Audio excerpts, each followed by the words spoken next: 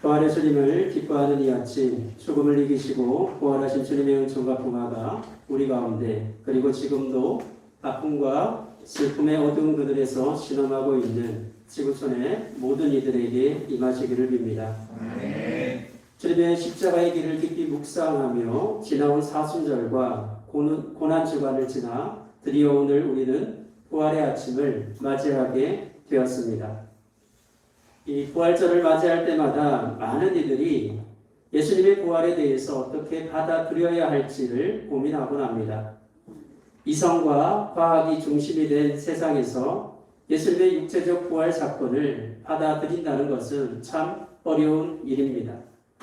그래서 어떤 이들은 예수님의 부활이 꾸며낸 이야기라고도 하고, 또 어떤 이들은 부활은 기독교의 신앙의 근본이라고 말하기도 합니다.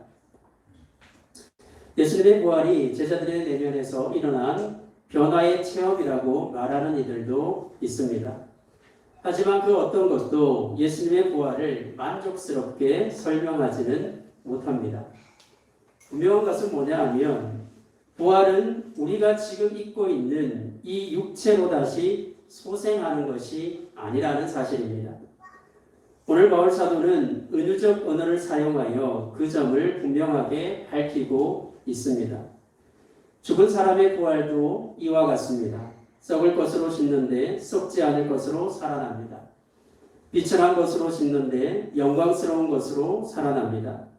약한 것으로 심는데 강한 것으로 살아납니다. 자연적인 몸으로 심는데 신령한 몸으로 살아납니다. 자연적인 몸이 있으면 신령한 몸도 있습니다. 이렇게 말해주고 있습니다. 여러분, 부활은 자연적인 몸, 곧 육체적인 몸으로서의 소생은 분명 아닙니다. 우리가 이 복음서, 사복음서를 보면 예수님의 부활 사건에 대해서 조금씩 다르게 기록하고 있는 것을 봅니다. 다 다릅니다. 그래서 부활의 사건이 사실은 진정성이 있는 것이죠. 그게 아마 사복음서가 동일하게 똑같이 기록했다면 의심해 봐야 되겠죠. 여러분, 일종의 충격적인 사건을 경험했을 때 사람마다 그 충격적인 사건을 이렇게 인식하는 게 완전히 다릅니다. 똑같은 일을 경험했더라도 표현을 하다 보면 다 다르게 표현을 하죠. 이게 우리가 예수님의 부활이 있었다는 것을 보여주고 있는데, 이 사복음서를 보면 이 육체적 부활이라는 의미에서 우리의 몸과 동일한 동질성을 가진 부분이 나옵니다. 근데 동시에 이 부활하신 예수님의 몸은 비동질성도 상당히 많이 내포하고 있죠. 갑자기 말씀하셨다가 사라져버린다든지, 막 제자들이 두려워하고 있는데 문도 열리지 않는데 벽으로 그냥 뚫고 들어오시는 이런 거는 우리가 육체적인 이 몸으로는 도저히 상상할 수 없는 것이죠. 그래서 이 복음서에 기록된 건 예수님의 동질성과 비동질성의 어떤 의미가 고스란히 같이 담겨 있습니다.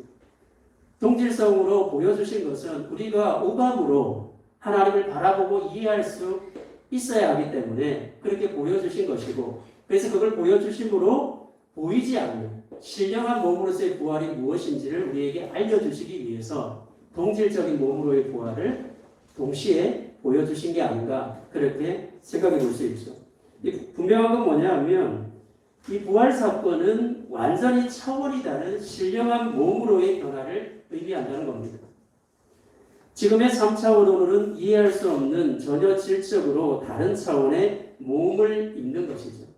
여기서 몸이라는 것은 소마라는 의미입니다. 그러니까 전인적인 의미를 이야기하는 겁니다. 그래서 신령한 몸이라고 강조하죠. 영과 육이 분리되어서 영은 거룩하고 육은 속된 것이라는 어떤 헬라적 이분법이나 그런 이단적 영리주의적 사고에서 벗어나기 위해서 바울 사도는 몸이라는 말을 강조합니다. 신령한 몸으로의 부활을 말하는 것이죠. 그것을 바울 사도는 그 변화된 몸을 신령한 몸이다, 이렇게 표현하고 있는 것이죠.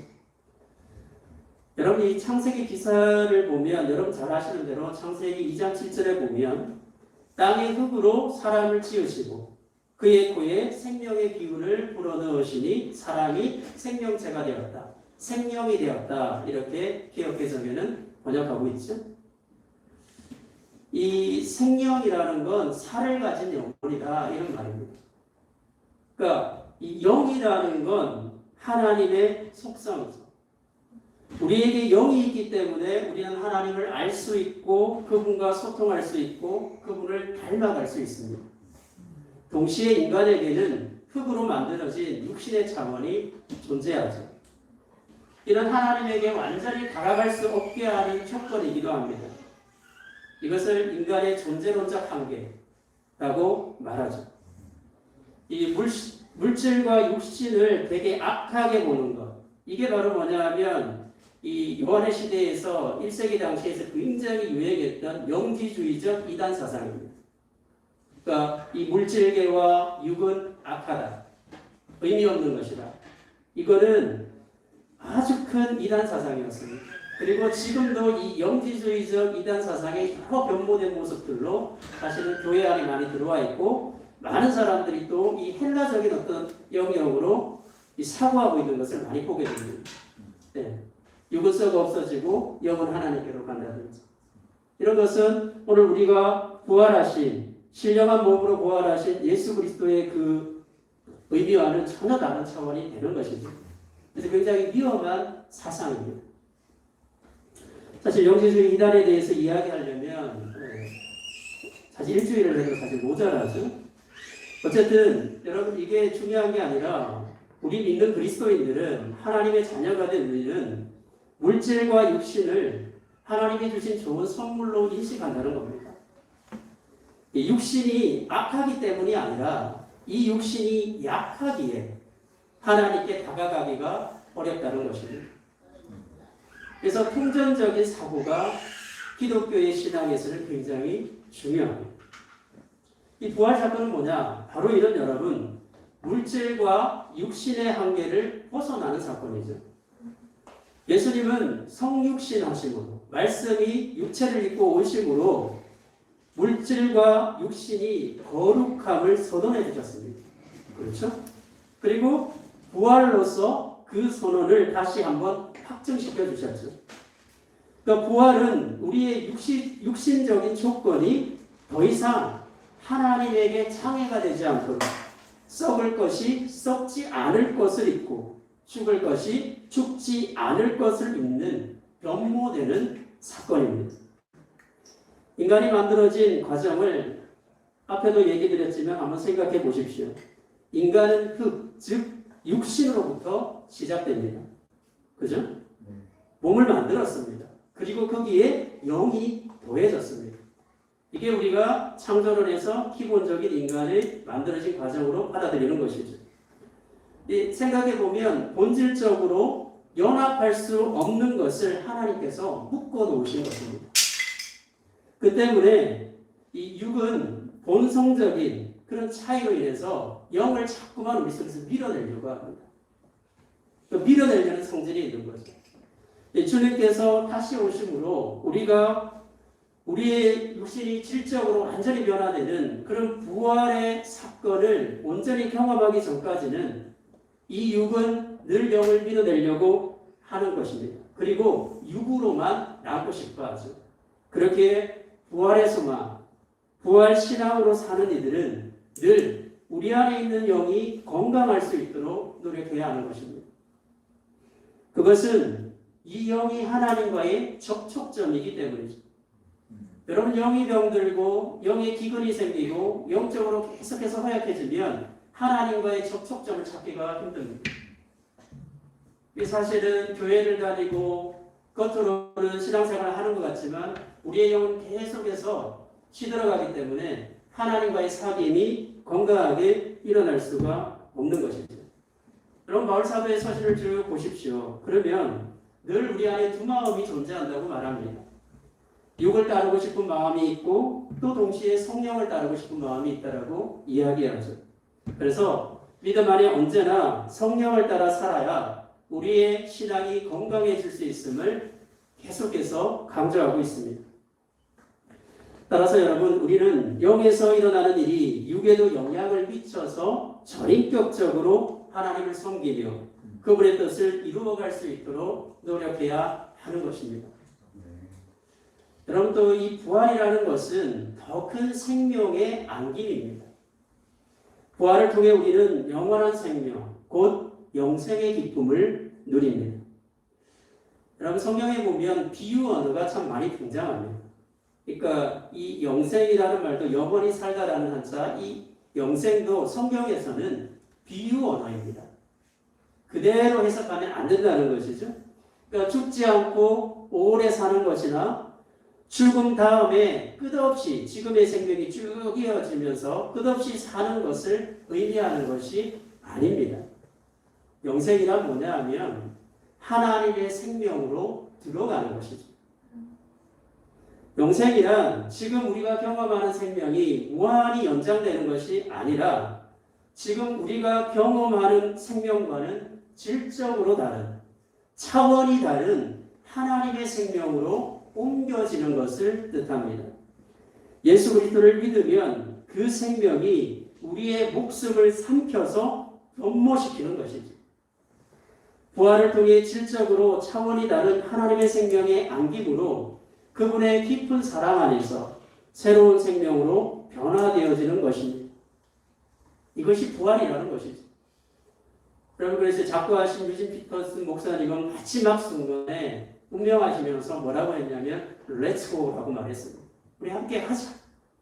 우리가 소망하고 기대하는 그 하나님의 큰 생명에 안기고 하나님 나라에 변모되는 그 놀라운 질적으로 전혀 차원이 다른 그 세계를 사모함으로 가자고 이야기했습니다.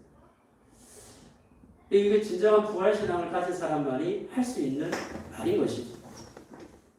여러분 그렇다면 누가 이런 부활을 체험하고 제대로 이해할 수 있을까요? 여러분 예수 그리스도와 함께 세례를 받고 다시 산 사람들이 부활을 이해할 수 있습니다. 우리는 세례를 통해 예수 그리스도와 함께 옛사람과 결별했습니다. 그리고 예수 그리스도 안에서 새로운 생명으로 태어났습니다. 그게 우리가 세례의식을 통해서 경험하는 바죠. 세례를 통해 여러분 예수 그리스도와 운명을 같이 한 사람들, 그분의 은총과 사랑을 신뢰함으로 욕망이 아니라 은혜에 반응하는 사람들만이 부활을 제대로 이해할 수 있다는 것입니다. 예수 그리스도의 사랑과 은총 안에 우리는 더 큰 생명의 안김으로 평화를 누릴 수 있고 영으로 하나님을 깊이 만나고 그분 안에 새로운 세상, 하나님 나라를 듣고 보고 경험할 수 있게 되는 것입니다. 더 큰 생명으로의 안김, 인간의 존재론적 한계를 벗는 신령한 경험들을 통해 영과 육이 전인적으로 성숙하여 하나님의 뜻을 따르는 새로운 삶의 은혜를 누릴 수 있는 것입니다. 이 바울 사도는 로마 교회에 보내는 서신을 통해 다음과 같이 말합니다. 그러므로 우리는 세례를 통하여 그의 죽으심과 연합함으로써 그와 함께 묻혔던 것입니다. 그것은 그리스도께서 아버지의 영광으로 말미암아 죽은 사람들 가운데서 살아나신 것 같이 우리도 또한 새 생명 안에서 살아가기 위함입니다. 우리가 그의 죽으심과 같이 죽음을 죽어서 그와 연합한 사람이 되었다면 우리는 부활에 있어서도 또한 그와 연합하는 사람이 될 것입니다. 이렇게 이야기해 주고 있습니다. 부활을 이해하려면 이 부활 사건을 우리가 체험하고 이해하려면 무엇보다 우리가 십자가의 삶의 방식을 우리의 삶의 방식으로 받아들여야 한다는 것입니다. 그리스도와 함께 연합하여 죽었다는 것. 그래서 옛사람과 결별하고 새로운 존재로 변화되었다는 것은 십자가의 길을 걸어가신 주님의 삶의 방식을 나의 삶의 방식으로 받아들이고 그렇게 살기로 결단했다는 말이죠. 십자가의 길을 통하지 않고는 부활에 이를 수 없다라고 우리가 지난 금요 예배에도 말씀드렸습니다. 여러분 그래서 주님께서 지신 그 십자가는 기호나 부적이 아니라는 것입니다. 그분의 십자가는 인류가 살아가야 할 하나님 안에서 살고 움직이고 존재하는 모든 호흡하는 자들이 살아가야 할 삶의 방식이라는 것입니다. 아낌과 존중과 사랑으로 평화의 세상을 만들라는 하늘의 명령인 것이죠. 입으로만 십자가의 길을 따르겠다라고 말하는 이들은 결코 부활을 이해할 수 없을 것이고 또 받아들일 수 없을 것입니다. 몸으로, 삶으로 주님의 방식을 따라 걷는 이들만이, 예수 그리스도와 함께 죽음으로 그분과 연합한 자들만이 다시금 예수 그리스도와 함께 사는 이 부활을 소망할 수 있고 그것을 경험할 수 있다는 것이죠. 사랑하는 여러분, 우리가 십자가를 진정 따르는 이들이라면 우리는 분명 이미 이 땅에서 부활의 삶을 사는 사람들일 것입니다. 십자가는 이웃의 고통을 외면하지 않습니다. 분열과 분쟁과 혐오와 배제의 세상에 이해와 관용과 사랑과 섬김으로 서로의 삶을 북돋고 일으켜 세워줍니다. 모든 생명은 하나님께로부터 나왔음을, 그 생명들이 있음은 하나님의 뜻임을 알고 아낌의 마음으로 차이를 존중하며 이 땅의 평화를 심는 것이죠. 주님은 십자가의 길을 통해 사랑의 낭비가 없음을 몸소 보여주셨습니다. 계산하지 않는 사랑, 그 사랑으로 온전한 생명의 회복을 위해서는 기꺼이 자신의 삶을 기쁨으로 내어놓으신 그 주님의 사랑, 그 사랑이 있기에 우리는 그분의 사랑 안에서 부활을 경험하는 것입니다. 죽어서 다시 사는, 죽어서 전혀 새로운 차원의 삶으로 변화되어지는 은혜를 경험하게 되는 것이죠. 우리가 진정 부활을 믿는 사람들이라면 우리는 주님의 손과 발이 되기를 주저하지 말아야 합니다. 주님은 오늘도 고통받는 이들의 아픔을 치유해 주시기를 원하십니다. 주님은 지금도 온갖 질병과 온갖 아픔 속에 있는 진정한 그들의 이웃이 되어주기를 원하시고 계십니다. 부활의 이 아침 우리는 주님의 부활하심을 찬양합니다. 그리고 부활의 소망 안에 썩지 않을 유산을 받은 사람임을 확신합니다. 중요한 것은 뭐냐 하면 부활은 지금 우리의 삶을 통해서도 계속해서 체험되어지고 일어나고 있다는 사실입니다. 여러분, 마지막 부활을 통해 육체적인 한계를 벗고 질적인 차원의 신령한 몸을 입을 때 우리는 주님과 온전히 하나 될 것입니다. 하지만 그 부활은 지금 여기에서도 현재적으로 경험될 수 있습니다. 여러분 생각해 보십시오. 부활의 주님은 수많은 제자들에게 나타나셨고 그들의 삶에 함께 하시면서 위로하시고 용기를 더해 주셨습니다. 누가복음 24장에 보면 엠마오로 가는 두 제자의 이야기가 나옵니다. 그것을 한번 떠올려 보십시오. 여러분, 그들은 예수님이 죽으신 이후에 마리아가 전해주는 부활 소식을 믿지 못하고 이 절망 속에 엠마오로 자기의 집으로 돌아갑니다. 그렇게 두 제자가 걸어가고 있었습니다. 그때 부활의 주님께서 그들 곁에 서서 함께 걸어주면서 그들에게 무슨 이야기를 지금 나누고 있는지를 묻습니다. 성경은 그들의 눈을 가리어서 부활의 주님인지 알아보지 못했다고 하죠. 이런 부분은 육신의 몸을 입고 오셨다면 늘 보셨던 주님이니까 알 수 있었을 것인데 전혀 다른 모습으로 지금 나타나신 것이죠. 이 제자 중 하나인 글로바는 그동안 자신이 경험한 주님에 대해서 쭉 이야기를 합니다. 이야기를 다 들으신 주님께서는 아직도 깨닫지 못하고 있는 그들에게 성경을 차근차근 풀어 설명해 주면서 그리스도가 고난을 겪고서는 영광에 들어가게 된다는 그 이야기를 다시금 잘 이해시켜 주죠. 그 이야기를 듣고 있었던 두 제자의 마음에는 이 절망의 시면에서 들려 올려지는 뜨거움이 생겨나기 시작했습니다. 마을 가까이 이르렀을 때에 그들이 이제 저녁쯤 되어서 예수를 자기 집으로 초대합니다. 예수님은 그 초대를 기꺼이 받아들였고 함께 음식을 드실 때 빵을 들어 축복 기도를 드리고는 떼어서 그들에게 주셨습니다. 마치 자신이 주인인 것처럼, 이 집의 주인인 것처럼 그렇게 행동하신 것이죠.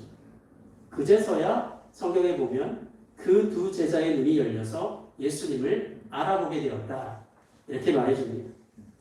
근데 예수님은 그들 앞에서 호련히 모습을 감추셨습니다. 사라져 버리신 겁니다. 이런 것은 사실 우리가 예수님께서 부활하셨을 때 우리가 이해하는 비동질성을 많이 가지고 있는 것이죠. 이 놀라운 일을 경험한 두 사람이 어떻게 합니까? 주님이 자기들에게 말씀을 풀어 설명을 줄 때에 자기들의 마음이 뜨거워졌음을 생각하고는 곧 일어나서 다시 예루살렘으로 올라갑니다. 제자들이 모인 곳에 이르자 사람들은 보니까 저마다 자신들이 경험한 부활의 주님에 대해서 이야기를 하고 있는 겁니다. 그러니까 여기저기서 지금 부활의 주님을 만났던 사람들이 굉장히 많은 것이죠. 그래서 두 사람도 자기들의 경험을 사람들에게 들려주었습니다. 그래서 우리가 오늘 읽었던 이 부활장인 고린도전서 15장에도 보면 이 예수님께서 쭉 지금 부활을 예수님을 만났던 사건들을 쭉 기록하고 있지 않습니까?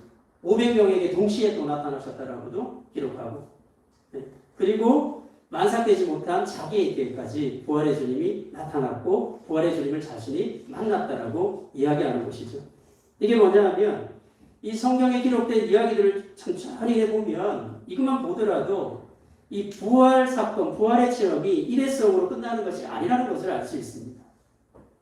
언제나 지금 여기에서 지속적으로 경험되어지는 현실임을 성경은 우리에게 알려주고 있는 것이죠.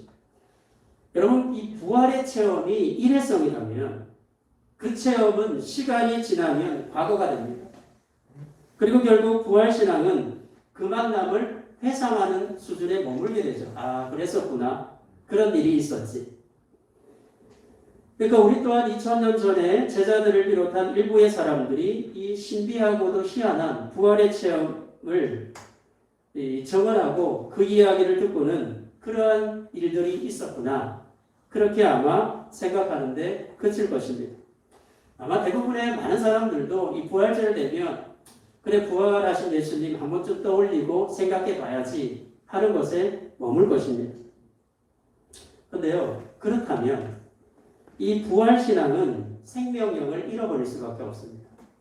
그리고 지속적으로 부활의 사건을 증언할 수가 없습니다.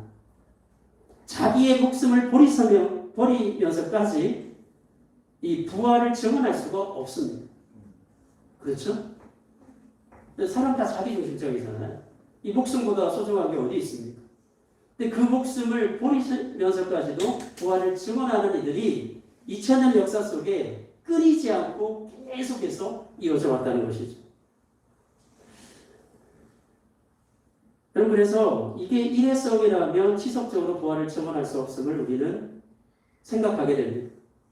그러니까 부활 사건은 일회성이 아니라는 겁니다. 이 부활 사건은 언제나 새로운 생명을 가지고 다양한 시대, 다양한 사람들에 의해서 다양한 형태로 생생하게 지속적으로 지금 현재 여기서 체험되어진다는 사실이죠. 그 체험이 2000년의 시간을 이어 오늘에까지 이어지고 있다는 것입니다. 여러분, 부활하신 예수님 우리 찬양하지 않습니까? 중요한 것, 이 예수님은 다시 죽지 않으셨습니다. 부활의 주님은 언제나 현재 살아계신 분으로 우리와 함께하고 계십니다. 사랑하는 여러분, 오늘 우리가 주님의 마음을 가지고 계산하지 않는 사랑으로 누군가의 이웃이 되어주기 위해 힘쓴다면 우리는 부활을 이미 현재적으로 체험하고 사는 이들이 될 것입니다. 주님은 썩을 것으로 오셔서 썩지 않을 것이 있음을, 보이는 것으로 오셔서 보이지 않는 세상이 있음을 온 삶을 통해서 보여주셨습니다. 주님은 우리가 부활의 체험을 통해 더욱 하나님 안에서 영으로 하나님과 더 깊은 사귐을 가지기를 원하십니다. 그리고 그 사귐 안에 그 영이 변화되어서 육에게까지 영향을 미쳐서 전인적으로 우리의 삶을 하나님의 사랑 안에 반응하는 그러한 예배자로 성숙해 가기를 원하시고 계십니다. 부활절을 맞이한 이 아침, 주님의 생명이 우리의 죽음을 삼키고 그 생명 안에 새로운 존재로 변화되어 질적으로 전혀 다른 하나님의 생명 안에 들어갈 때까지 오늘 우리 모두가 하나님의 사랑 안에 예수 그리스도와 연합한 자로 더 큰 생명에 안긴 사람답게 부활의 신앙을 삶으로 아름답게 살아낼 수 있는 예배자들 되기를 축복합니다. 주님 다시 사셨습니다. 그 주님 현재 우리와 함께 하십니다. 여러분 이 부활의 소망, 부활의 기쁨을 가지고 우리가 주어진 인생의 일을 주님과 동행하면서 하나님 사랑, 이웃 사랑을 아름답게 실천해 갈 수 있는 귀한 예배자들 되기를 진심으로 축복합니다.